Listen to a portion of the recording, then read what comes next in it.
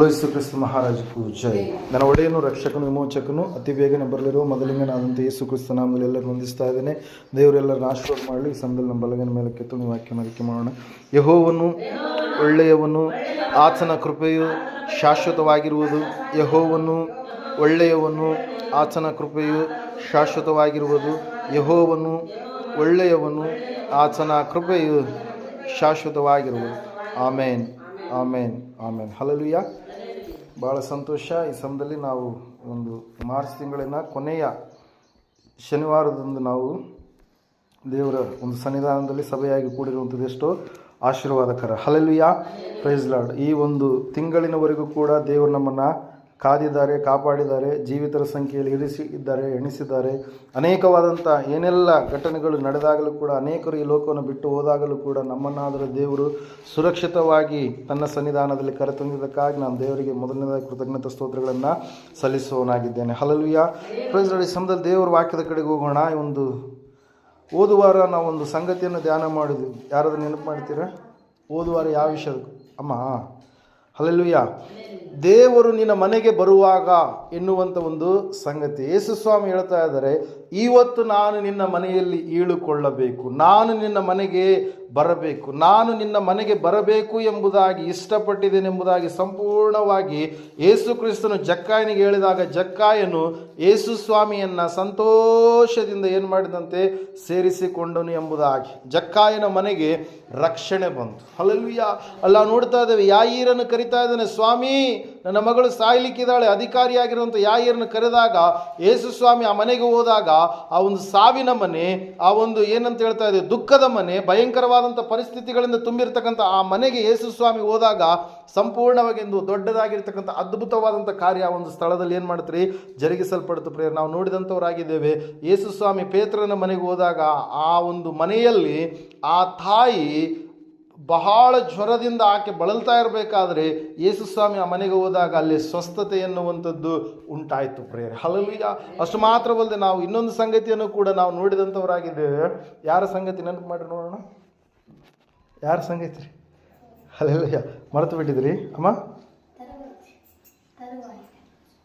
ಯಾರ ಸಂಗತಿ? ಕರೆಕ್ಟ್ ಹೇಳ್ರಿ. ಹಲ್ಲೆಲೂಯಾ. ಮೊದಲನೇದಾಗಿ ನಾವು ನೋಡಿದ್ವಿ ಯಾರ ಮನೆ ಅಂತೆ? ಜಕ್ಕಾಯನ ಮನೆ. ಎರಡನೇದಾಗಿ ನಾವು ನೋಡಿದ್ವಿ ಯಾಯೀರನ ಮನೆ, ಪೇತ್ರನ ಅತ್ತೆಯ ಮನೆ. ಮತ್ತೆ ಶಿಷ್ಯರೆಲ್ಲರೂ ಕೂಡ ಭಯದಿಂದ ಒಂದು ಮನೆಯಲ್ಲಿ ಯೇಸು ಸ್ವಾಮಿ ಸಮಾಧಿ ಆದ ಮೇಲೆ ಅವರೆಲ್ಲರೂ ಒಂದು ಸ್ಥಳದಲ್ಲಿ ಗುಂಪುಗೂಡಿದ್ದಾರೆ. ಅವರಿಗೆ ಅಸಮಾಧಾನ ಇದೆ, ಭಯ ಇದೆ, ತೊಂದರೆ ಇದೆ. ಆ ಸಮಯದಲ್ಲಿ ಯೇಸು ಸ್ವಾಮಿ ಅವರ ಮಧ್ಯದಲ್ಲಿ ಬಂದು ಹೇಳ್ತಾ ಇದ್ದಾನೆ, ಏನಂತೇಳಿ, ನಿಮಗೆ ಸಮಾಧಾನವಾಗಲಿ, ನಿಮಗೆ ಮನಃಶಾಂತಿ ಆಗಲಿ ಎಂಬುದಾಗಿ. ಹಲ್ಲೆಲೂಯಾ. ಕೊನೆಯದಾಗಿ ಶಿಷ್ಯರಿರುವಂಥ ಮನೆಯನ್ನು ನಾವು ನೋಡಿದಂಥವ್ರು. ಈ ಸಮಯದಲ್ಲಿ ಒಂದು ವಿಶೇಷವಾದ ಸಂದೇಶದ ಕಡೆಗೆ ಹೋಗೋಣ. ನಾವು ಸತ್ಯವೇದ ಪುಸ್ತಕದಲ್ಲಿ ಕೀರ್ತನೆಗಳು 29ನೇ ಕೀರ್ತನೆ 11ನೇ ವಚನವನ್ನು ನಾವು ಈ ಸಮಯದಲ್ಲಿ ಓದ್ಕೊಳ್ಳೋಣ. ಯೆಹೋವನು ತನ್ನ ಜನರಿಗೆ ಬಲವನ್ನು ಅನುಗ್ರಹಿಸುವನು, ಆತನು ತನ್ನ ಪ್ರಜೆಗೆ ಸುಕ್ಷೇಮವನ್ನು ದಯಪಾಲಿಸುವನು ಎಂಬುದಾಗಿ. ಹಲ್ಲೆಲೂಯಾ. ದೇವರ ವಾಕ್ಯದಲ್ಲಿ ನಾವು ನೋಡ್ತಾ ಇದ್ದೇವೆ, ಸತ್ಯವೇದ ಹೇಳ್ತಾ ಇದೆ, ದೇವರ ಪಕ್ಷವಾಗಿ ಯಾರು ಇರ್ತಾರೋ, ದೇವರ ಸನ್ನಿಧಾನದಲ್ಲಿ ಯಾರು ಇರ್ತಾರೋ, ದೇವರ ಮಕ್ಕಳಾಗಿ ಯಾರು ಜೀವಿಸ್ತಾ ಇರ್ತಾರೋ, ದೇವರಲ್ಲಿ ಹತ್ತಿರವಾಗಿ ಯಾರು ಇರ್ತಾರೋ, ಆತನ ಮಕ್ಕಳಾಗಿ ಆತನ ಜನರಾಗಿ ಯಾರು ಕರೆಸಿಕೊಳ್ತಾ ಇರ್ತಾರೋ, ದೇವರು ಅವರಿಗೆ ಏನು ಕೊಡ್ತಾನಂತರಿ? ಬಲವನ್ನು ಅನುಗ್ರಹಿಸ್ತಾನೆ. ದೇವರ ಶಕ್ತಿ ಬಲವನ್ನು ಸಂಪೂರ್ಣವಾಗಿ ಕೀರ್ತನೆಯಲ್ಲಿ ನಾವು ನೋಡ್ತಾ ಇದ್ದೇವೆ. ದಾವೀದನು ವಿಶಿಷ್ಟವಾಗಿ ರಚಿಸ್ತಾ ಇದ್ದಾನೆ. Prayer hallelujah. ಏನು ಮಾಡ್ತಾ ಇದೆ ವಾಕ್ಯ? ವಿಶಿಷ್ಟವಾಗಿ ದಾವೀದನು ಈ ಒಂದು ಕೀರ್ತನೆಯನ್ನು ಏನು ಮಾಡ್ತಾ ಇದ್ದಾನೆ? ರಚಿಸ್ತಾ ಇದ್ದಾನೆ. Prayer hallelujah.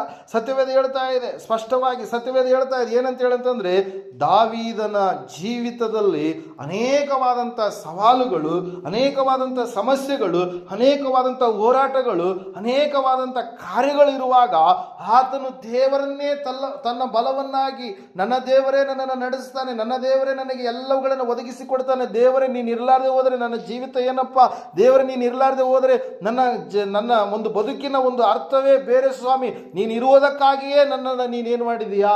ಮೇಲಕ್ಕೆತ್ತಿದೆ. ನಿನ್ನ ಬಲವೇ ನನ್ನನ್ನು ಉನ್ನತವಾದ ಸ್ಥಾನದಲ್ಲಿ ಇರಿಸಿದೆ ಎಂಬುದಾಗಿ ಬಲದ ಕುರಿತಾಗಿ ಸಂಪೂರ್ಣವಾಗಿ ಅನೇಕ ವಿವರಣೆಯನ್ನು ಏನು ಮಾಡ್ತಾ ಇದ್ದಾನ್ರಿ, ಆ ಒಂದು ಪ್ರಕೃತಿಯಲ್ಲಿ ಇರ್ತಕ್ಕಂಥ ಸಂಗತಿಗಳನ್ನು ತೆಗೆದುಕೊಂಡು ಏನು ಮಾಡ್ತಾ ಇದ್ದಾನೆ, ವಿವರಿಸ್ತಾ ಇದ್ದಾನೆ ಪ್ರಿಯರೇ. Hallelujah, praise the Lord. ದೇವದೂತರುಗಳಿರೋ ಪರಮ ಪ್ರಭಾವವು ಯೆಹೋವನದೇ ಎಂದು ಹೇಳಿ ಕೊಂಡಾಡಿರಿ. ಯೆಹೋವನ ನಾಮಕ್ಕೆ ಯೋಗ್ಯವಾದ ಘನವನ್ನು ಸಲ್ಲಿಸಿರಿ. ಪರಿಶುದ್ಧತ್ವವೆಂಬ ಭೂಷಣದೊಡನೆ ಯೆಹೋವನಿಗೆ ಅಡ್ಡ ಬೀಳಿರಿ ಎಂಬುದಾಗಿ ಆತನ ಧ್ವನಿಯ ಕುರಿತಾಗಿ ನಾವು ನೋಡ್ತಾ ಇದ್ದೇವೆ.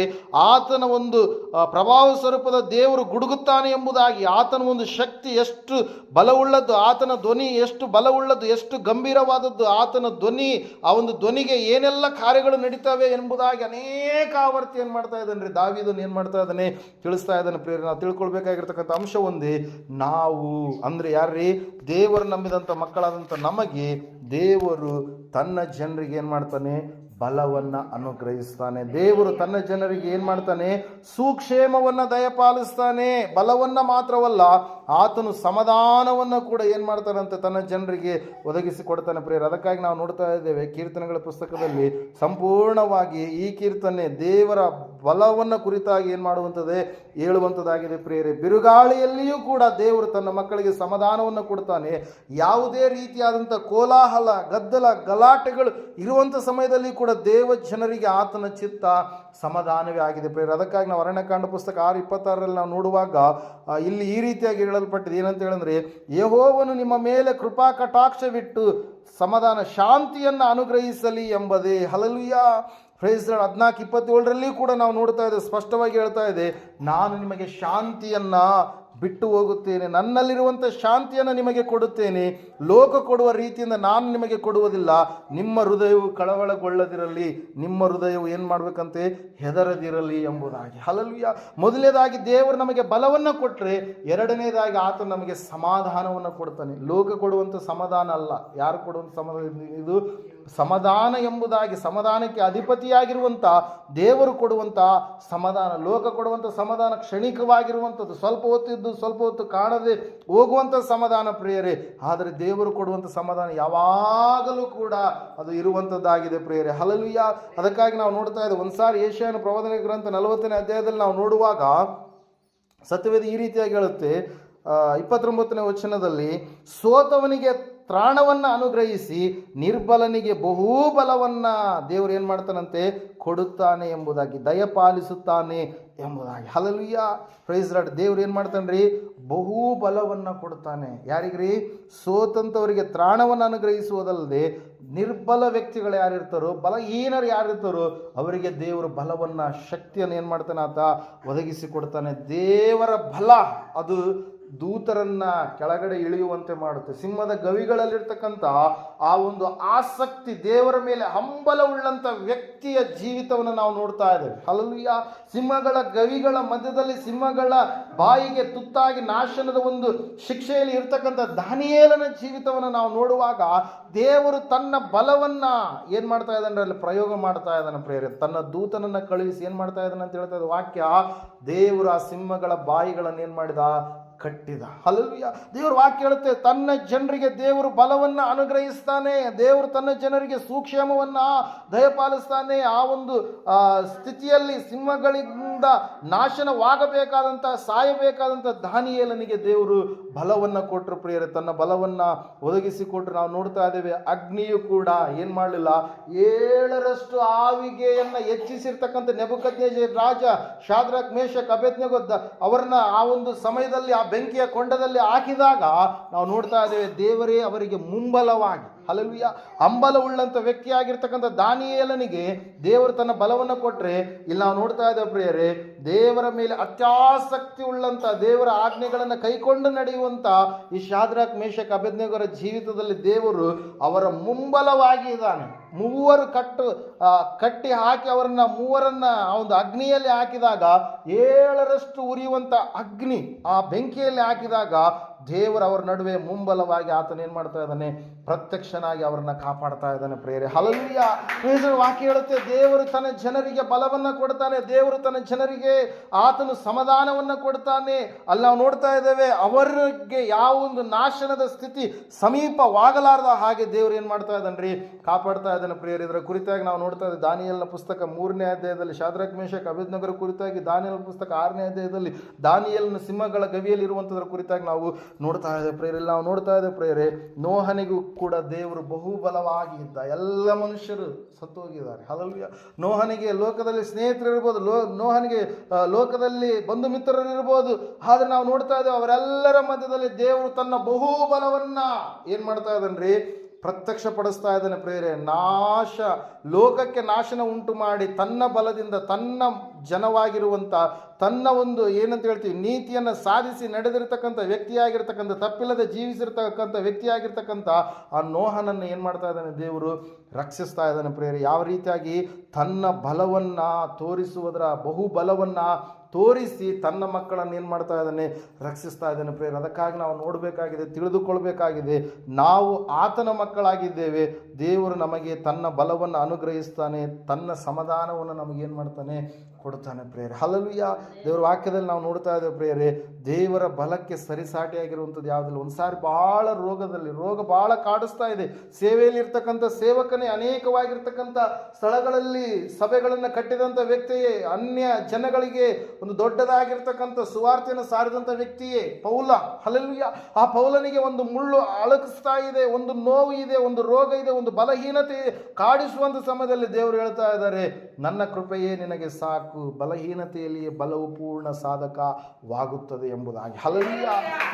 ತನ್ನ ಮಗನಾಗಿರ್ತಕ್ಕಂಥ ನಾವು ನೋಡ್ತಾ ಇದ್ದೇವೆ, ದೇವರ ಭಕ್ತನಾಗಿರ್ತಕ್ಕಂಥ ಅಪೊಸ್ತಲನಾಗಿರ್ತಕ್ಕಂಥ ಪೌಲನನ್ನ ದೇವರು ಏನು ಮಾಡಲಿಲ್ಲ ರೀ, ಕೈ ಬಿಡಲಿಲ್ಲ ಪ್ರೇರೆ. ದೇವರು ವಾಕ್ಯ ಹೇಳುತ್ತೆ, ನಾನು ನಿನಗೆ ಬಲವನ್ನು ಕೊಡ್ತೀನಿ ಎಂಬುದಾಗಿ, ನಾನು ನಿನಗೆ ಸಮಾಧಾನವನ್ನು ಕೊಡ್ತೀನಿ ಎಂಬುದಾಗಿ, ನಾನು ನಿನ್ನನ್ನು ಸಂಪೂರ್ಣವಾಗಿ ಸ್ವಸ್ಥ ಪಡಿಸ್ತೀನಿ ಎಂಬುದಾಗಿ, ನಾನು ನನ್ನ ಕೃಪೆಯೇ ನಿನಗೆ ಸಾಕು ಎಂಬುದಾಗಿ ದೇವರು ಏನು ಮಾಡ್ತಾ ಇದ್ದಾನೆ, ಅಲ್ಲಿ ಸಾರಿ ಹೇಳ್ತಾ ಇದ್ದಾನೆ ಪ್ರೇರೆ. ಅದಕ್ಕಾಗಿ ದೇವರ ಮಕ್ಕಳಾದಂಥ ನಮಗೆ ದೇವರು ತನ್ನ ಬಲವನ್ನು ಕೊಡ್ತಾನೆ. ಹಲ್ಲೆಲೂಯಾ. ಆ ಕೊಡುವಂಥ ಬಲ ಎಂತಹ ಬಲ ರೀ, ಬರುವಂಥ ಅಗ್ನಿ ಕೂಡ ನಮ್ಮನ್ನು ನಾಶ ಮಾಡೋದಿಲ್ಲ, ಬರುವಂಥ ಜಲ ನಾವು ನೋಡ್ತಾ ಇದ್ದೇವೆ, ಸಮುದ್ರದ ಒಂದು ನೀರು ಕೂಡ ನಮ್ಮನ್ನು ನಾಶ ಮಾಡೋದಿಲ್ಲ, ಬರುವಂಥ ಒಂದು ಕೆಟ್ಟ ಕ್ರೂರ ಮೃಗಗಳು ಕೂಡ ನಮ್ಮನ್ನು ನಾಶ ಮಾಡೋದಿಲ್ಲ, ಪ್ರಕೃತಿ ಕೂಡ ನಮ್ಮನ್ನು ನಾಶ ಮಾಡಲಾರದ ಹಾಗೆ ದೇವರು ತನ್ನ ಬಲದಿಂದ ಶಕ್ತಿಯಿಂದ ನಮ್ಮನ್ನು ಏನು ಮಾಡ್ತಾನೆ, ಕಾಪಾಡ್ತಾನೆ ಪ್ರೇರ. ಅದಕ್ಕಾಗಿ ನಾವು ನೋಡ್ತಾ ಇದ್ದೇವೆ, ನನ್ನ ಮನಃಶಾಂತಿಯನ್ನು ನಾನು ನಿಮಗೆ ಕೊಡ್ತೇನೆ ಎಂಬುದಾಗಿ. ಹಲ್ಲೆಲೂಯಾ. ನನ್ನ ಮನಃಶಾಂತಿ, ನಾನು ಕೊಡುವಂಥ ಶಾಂತಿ ಅದು ಈ ಲೋಕದಲ್ಲಿರ್ತಕ್ಕಂಥ ಶಾಂತಿ ಅಲ್ಲ. ಲೋಕವು ಕೊಡುವ ರೀತಿಯಿಂದ ನಾನು ನಿಮಗೆ ಶಾಂತಿ ಕೊಡುವುದಿಲ್ಲ. ನಾನು ಕೊಡುವಂಥ ಶಾಂತಿ ಸಂಪೂರ್ಣವಾದಂಥ ಶಾಂತಿ ಪ್ರೇರ. ಇಲ್ಲಿ ನಾವು ನೋಡ್ತಾ ಇದ್ದೇವೆ, ಸ್ವಾಮಿ ಹೇಳಿದರು, ಶಿಷ್ಯರು ಕಳವಳಗೊಳ್ಳಬೇಡ ಎಂಬುದಾಗಿ, ನಾನು ಸಮಾಧಾನದ ಪ್ರಭುವಾಗಿದ್ದೇನೆ ಎಂಬುದಾಗಿ. 9ನೇ ಅಧ್ಯಾಯ ಏಷ್ಯನ ಪ್ರಬೋಧನೆ 6ನೇ ವಚನದಲ್ಲಿ ಇರುವ ಹಾಗೆ ದೇವರ ಮತ್ತು ಮನುಷ್ಯರ ನಡುವೆ ಸಮಾಧಾನವನ್ನು ಏರ್ಪಡಿಸುವುದಕ್ಕಾಗಿ ಯೇಸು ಸ್ವಾಮಿ ಬಂದು ಏನು ಮಾಡಿದ್ದಾರೆ, ನಮಗೆ ಸಮಾಧಾನವನ್ನು ಕೊಟ್ಟ ಪ್ರೇರ. ಅದಕ್ಕಾಗಿ ನಾವು ನೋಡ್ತಾ ಇದ್ದೇವೆ, ವಿಶ್ವಾಸಿಗಳಿಗೆ ಕೊಡುವ ಒಂದು ಮನಸ್ಸಿನಲ್ಲಿ ಆತನು ಸಂಪೂರ್ಣವಾದಂಥ ಹೃದಯದ ಶಾಂತಿಯ ಬಗ್ಗೆ ಏನು ಮಾಡ್ತಾ ಇದ್ದಾನೆ, ಆತ ಮಾತಾಡ್ತಾ ಇದ್ದಾನೆ ಪ್ರೇರ. ಅದಕ್ಕಾಗಿ ನಾವು ನೋಡೋಣ, ಸತ್ಯವೇದ ಹೇಳುತ್ತೆ ಸ್ಪಷ್ಟವಾಗಿ, ಆತನು ತನ್ನ ಪ್ರಜೆಗಳಿಗೆ ಸುಕ್ಷೇಮವನ್ನು ಏನು ಮಾಡ್ತಾನೆ ರೀ, ದಯಪಾಲಿಸ್ತಾನೆ. ಯೆಹೋಷಾಫಾಟನಿಗೆ ವಿರುದ್ಧವಾಗಿ ಏನಂತ ಹೇಳ್ತಾ ಇದ್ದೀವಿ, ಜನರು ಯುದ್ಧ ಮಾಡುವುದಕ್ಕಾಗಿ ಬರ್ತಾ ಇದ್ದಾರೆ. ಹಲ್ಲೆಲೂಯಾ. ಅದರ ಕುರಿತಾಗಿ ನಾವು ಪೂರ್ವಕಾಲ ವೃತ್ತಾಂತ ಪುಸ್ತಕದಲ್ಲಿ 20ನೇ ಅಧ್ಯಾಯದಲ್ಲಿ 2ನೇ ಪೂರ್ವಕಾಲ ವೃತ್ತಾಂತ ಪುಸ್ತಕದಲ್ಲಿ ನಾವು ನೋಡ್ತಾ ಇದ್ದೇವೆ, ಆ ಸಮಯದಲ್ಲಿ ಯೆಹೋಷಾಫಾಟನ್ ಏನು ಮಾಡ್ತಾ ಇದ್ದಾನೆ, 20ನೇ ಅಧ್ಯಾಯ 3ನೇ ವಚನ 2ನೇ ವಚನ, ದೂತರು ಬಂದು ಯೆಹೋಷಾಫಾಟನಿಗೆ, ಮಹಾಸಮೂಹವು ನಿನಗೆ ವಿರೋಧವಾಗಿ ಲವಣ ಸಮುದ್ರದ ಆಚೆಯಲ್ಲಿರುವ ಅರಾಮ್ ಪ್ರಾಂತದ ಕಡೆಯಿಂದ ಬಂದು ಈಗ ಎಂಗೇದಿ ಎನಿಸಿಕೊಳ್ಳುವ ಅಚೆಚೋನ್ ತಾಮಾರಿನಲ್ಲಿರುತ್ತಾರೆಂದು ತಿಳಿಸಿದಾಗ, ಯೆಹೋಷಾಫಾಟನು ಹೆದರಿ ಯೆಹೋವನನ್ನೇ ಆಶ್ರಯಿಸಿಕೊಳ್ಳಬೇಕೆಂದು ನಿರ್ಣಯಿಸಿಕೊಂಡು ಯೆಹೂದ್ಯರೆಲ್ಲರನ್ನು ಉಪವಾಸ ಮಾಡಬೇಕೆಂದು ಪ್ರಕಟಿಸಿದನು. ಹಲ್ಲೆಲೂಯಾ. Praise lord. ನಾವು ನೋಡ್ತಾ ಇದ್ದೇವೆ, ಯೆಹೋವನೇ ನಮ್ಮ ಪಿತೃಗಳ ದೇವರು 6ನೇ ವಚನದಲ್ಲಿ, ಪರಲೋಕದಲ್ಲಿ ದೇವರಾಗಿರುವಾತನು ನೀನಲ್ಲವೋ, ನೀನು ಜನಾಂಗಗಳ ಎಲ್ಲ ರಾಜ್ಯಗಳನ್ನು ಆಳುವವನಾಗಿರುತ್ತಿ, ನಿನ್ನ ಹಸ್ತದಲ್ಲಿ ಬಲ ಪರಾಕ್ರಮಗಳಿರುತ್ತವೆ, ನಿನ್ನೆದುರಿನಲ್ಲಿ ಯಾರೂ ನಿಲ್ಲಲಾರರು. ನಮ್ಮ ದೇವರಾದ ನೀನು ನಿನ್ನ ಪ್ರಜೆಗಳಾದ ಇಸ್ರಾಯೇಲರ ಎದುರಿನಿಂದ ಈ ದೇಶದ ನಿವಾಸಿಗಳನ್ನು ಹೊರಡಿಸಿ ದೇಶವನ್ನು ನಿನ್ನ ಸ್ನೇಹಿತನಾದ ಅಬ್ರಹಾಮನ ಸಂತಾನದವರಿಗೆ ಶಾಶ್ವತವಾಗಿ ಸ್ವಾಸ್ಥ್ಯವನ್ನಾಗಿ ಕೊಟ್ಟಿಯಲ್ಲ ಎಂಬುದಾಗಿ ಏನು ಮಾಡ್ತಾ ಇದ್ದಾನೆ ಆತ ಪ್ರಾರ್ಥನೆ ಮಾಡ್ತಾ ಹೇಳ್ತಾ ಇದ್ದಾನೆ. ಬಲಹೀನರ ಮೇಲೆ ಬಲಿಷ್ಠರು ಬೀಳುವಾಗ ರಕ್ಷಿಸುವ ಆತನು ನೀನೇ ಎಂಬುದಾಗಿ. ಹಲ್ಲೆಲೂಯಾ. ಸಂಪೂರ್ಣವಾಗಿ ಯೆಹೋವನನ್ನು ಆಶ್ರಯಿಸ್ತಾ ಇದ್ದಾನೆ. ದೇವರ ಬಲಕ್ಕಾಗಿ ಬೇಡ್ತಾ ಇದ್ದಾನೆ. ಬಂದಂಥವ್ರು ಎಷ್ಟಂತೆ? 3. ಹಲ್ಲೆಲೂಯಾ. ಮೋವಾಬ್ಯರು ಬಂದಿದ್ದಾರೆ, ಅಮೋನಿಯರು ಬಂದಿದ್ದಾರೆ, ಮೆಗೋನ್ಯರು ಕೂಡ ಬಂದು ಯೆಹೋಷಾಫಾಟನಿಗೆ ವಿರುದ್ಧವಾಗಿ ಬಂದಿದ್ದಾರೆ. 3 ದೇಶಗಳ ಅರಸರುಗಳು ಅವರು ಒಕ್ಕಟ್ಟಾಗಿ ಯೆಹೋಷಾಫಾಟನಿಗೆ ವಿರುದ್ಧವಾಗಿ ಬಂದಾಗ ಯೆಹೋಷಾಫಾಟನು ದೇವರ ಬಲವನ್ನೇ ಆಶ್ರಯಿಸಿಕೊಂಡಾಗ ದೇವರು ವಾಕ್ಯ ಹೇಳುತ್ತೆ ಪ್ರಿಯರೇ, ಈ ಸಮೂಹದವರನ್ನೆಲ್ಲ ದೇವರು ಏನು ಮಾಡಿದಂತೆ ಆ ಒಂದು ಸ್ಥಳದಿಂದ ಹೊರಡಿಸಿ ನಾವು ನೋಡ್ತಾ ಇದ್ದೇವೆ. ಯುದ್ಧ ಇವರು ಮಾಡಲಾರ್ದೆ ದೇವರು ಏನು ಮಾಡಿದ ಅವರಿಗೆ ಶಾಂತಿಯನ್ನು ಕೊಟ್ಟ ಪ್ರಿಯರೇ. 30ನೇ ವಚನದಲ್ಲಿ 20ನೇ ಅಧ್ಯಾಯದಲ್ಲಿ ನಾವು ನೋಡ್ತಾ ಇದ್ದೇವೆ. ಸತ್ಯವೇದ ಹೇಳ್ತಾ ಇದೆ, ಹೀಗೆ ದೇವಾನುಗ್ರಹದಿಂದ ಸುತ್ತಣ ವೈರಿಗಳ ಭಯ ತಪ್ಪಿ ಯೆಹೋಷಾಫಾಟನ ರಾಜ್ಯಕ್ಕೆ ಸಮಾಧಾನ ಉಂಟಾಯಿತು ಎಂಬುದಾಗಿ. ಹಲ್ಲೆಲೂಯಾ. ಪ್ರೈಸ್ ದ ವಾಕ್ಯದಲ್ಲಿ ನಾವು ನೋಡ್ತಾ ಇದ್ದೇವೆ, ದೇವರು ತನ್ನ ಮಕ್ಕಳಿಗೆ ಯುದ್ಧಗಳ ಸಮಯದಲ್ಲಿ, ಶತ್ರುಗಳು ಕಾಡಿಸುವಂಥ ಸಮಯದಲ್ಲಿ, ಪೀಡಿಸುವಂಥ ಸಮಯದಲ್ಲಿ, ಅವರನ್ನು ಹಿಂದಟ್ಟುವಂಥ ಸಮಯದಲ್ಲಿ ದೇವರು ತನ್ನ ಮಕ್ಕಳಿಗೆ ಏನು ಮಾಡ್ತಾನ್ರಿ? ಸಮಾಧಾನವನ್ನು ಕೊಡ್ತಾನೆ. ದೇವರು ತನ್ನ ಮಕ್ಕಳಿಗೆ, ತನ್ನ ಪ್ರಜೆಗಳಿಗೆ ಸುಕ್ಷೇಮವನ್ನು ದಯಪಾಲಿಸ್ತಾನೆ. ತಾನೇ ಬಲವಾಗಿದ್ದು ಬೇಕಾಗಿರ್ತಕ್ಕಂಥ ಒಂದು ಇರ್ತಕ್ಕಂಥ ನಿರ್ಬಲ ಸ್ಥಿತಿಯನ್ನು ಬಲವಾಗಿ ಆತನು ಮಾರ್ಪಡಿಸ್ತಾನೆ. ಹಲ್ಲೆಲೂಯಾ. Praise the Lord. ರೋಗವನ್ನು ಆತನು ತೆಗೆದುಹಾಕ್ತಾನೆ. ಆತನಿಗೆ ಅಸಾಧ್ಯ ಯಾವುದಿಲ್ಲ. ಅದಕ್ಕಾಗಿ ನಾವು ನೋಡ್ತಾ ಇದ್ದೇವೆ, ಎಲ್ಲ ಜನಾಂಗಗಳನ್ನು ಆಳುವಂಥ ದೇವರು ನೀನಲ್ವೇ, ಪರಲೋಕದ ದೇವರು ನೀನಲ್ವೇ. ನಾವು ಬಲಹೀನರಾಗಿದ್ದೇವೆ. 3 ಜನಾಂಗಗಳ ರಾಜರುಗಳು ಬಂದು ಯುದ್ಧಕ್ಕೆ ಬಂದಿದ್ದಾರೆ. ನಿನ್ನ ಹೊರತು ನಮ್ಮನ್ನು ರಕ್ಷಿಸುವಂಥವರು ಯಾರೂ ಇಲ್ಲ. ನಿನ್ನ ಹೊರತು ಕಾಪಾಡುವಂಥವರು ಯಾರೂ ಇಲ್ಲ. ನಿನ್ನ ಹೊರತು ನಮ್ಮನ್ನ ಈ ಒಂದು ಬಂದಿರತಕ್ಕಂಥ ಆಪತ್ತು ವಿಪತ್ತಿನಿಂದ ಬಿಡುಗಡೆಗೊಳಿಸುವಂಥವ್ರು ಯಾರೂ ಇಲ್ಲ ಎಂಬುದಾಗಿ ಪ್ರಾರ್ಥಿಸಿದಾಗ ನಾವು ನೋಡ್ತಾ ಇದ್ದೇವೆ ಪ್ರಿಯರೇ. ದೇವರು ವಾಕ್ಯ ಹೇಳುತ್ತೆ, ಸತ್ಯವೇದ ಹೇಳುತ್ತೆ ಸ್ಪಷ್ಟವಾಗಿ. ಏನಂತ ಹೇಳಂತಂದ್ರೆ, ಆ ಯೆಹೋಷಾಫಾಟನ ಸೈನ್ಯ ಅವರು ಯುದ್ಧನೇ ಮಾಡಲಾರದ ಹಾಗೆ ಯೆಹೋವನು ಯುದ್ಧ ಯಾರ್ದ್ರಿ? ದೇವರದು. ಹಲ್ಲೆಲೂಯಾ. ಯುದ್ಧ ಮಾಡುವ ಆತನು ಯಾರು? ಯೆಹೋವನು ಎನ್ನುವಂಥ ಘೋಷ ಇರುವ ಹಾಗೆ ದೇವರೇ ಯುದ್ಧ ಮಾಡಿ ತನ್ನ ಪ್ರಜೆಗಳಿಗೆ ಆತನು ಏನಾದ್ನರಿ? ಗುರಾಣಿಯಾಗಿ ನಿಂತುಕೊಂಡು, ತನ್ನ ಪ್ರಜೆಗಳಿಗೆ ಆತನು ಏನಾಗ್ನರಿ? ಜೊತೆಯಾಗಿ ನಿಂತುಕೊಂಡು ತನ್ನ ಮಕ್ಕಳಿಗೆ ಬಲವನ್ನು, ಸಮಾಧಾನವನ್ನು ಅನುಗ್ರಹಿಸಿದಲ್ಲಿ ನಾವು ನೋಡ್ತಾ ಇದ್ದೇವೆ. ಆ ವಚನ ಓದಿದ್ನಲ್ವಾ, ಆ ಒಂದು ಯೆಹೋಷಾಫಾಟನ ರಾಜ್ಯಕ್ಕೆ ಏನು ಉಂಟಾಯ್ತಂತೆ? ಸಮಾಧಾನ ಉಂಟಾಯಿತು, ಕೇಡು ತಪ್ಪಿಸಲ್ಪಡ್ತು. ಹಲ್ಲೆಲೂಯಾ. ಅದಕ್ಕಾಗಿ ನಾವು ನೋಡ್ತಾ ಇದ್ದೇವೆ ಪ್ರಿಯರೇ, ದೇವರ ವಾಕ್ಯ ಹೇಳ್ತದೆ, ಸತ್ಯವೇದ ಹೇಳ್ತಾ ಇದೆ ಸ್ಪಷ್ಟವಾಗಿ. ಏನಂತ ಹೇಳಂತಂದ್ರೆ, ನಾವು ದೇವರ ಮಕ್ಕಳಾಗಿರ್ತಕ್ಕಂಥ ನಮಗೆ ದೇವರು ಬಲವಾಗಿದ್ದಾನಂತೇಳಿ ಪರಿಪೂರ್ಣವಾಗಿ ನಾವು ನಂಬುವವರಾಗಬೇಕು. ಹಲ್ಲೆಲೂಯಾ.